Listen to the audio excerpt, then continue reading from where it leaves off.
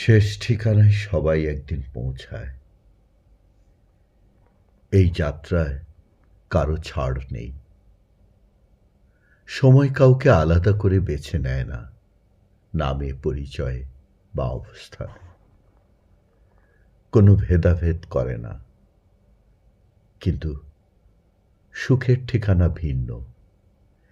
এখানে যাওয়ার রাস্তা সবার জানা থাকে না।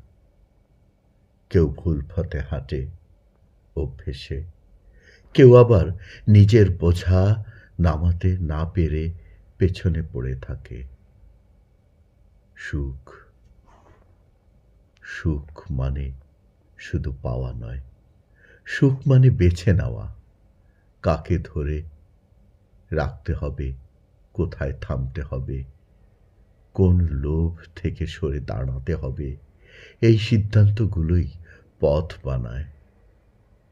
শেষ ঠিকানায় পৌঁছতে সময় লাগে, কিন্তু সুখের ঠিকানায় পৌঁছতে লাগে বোধ।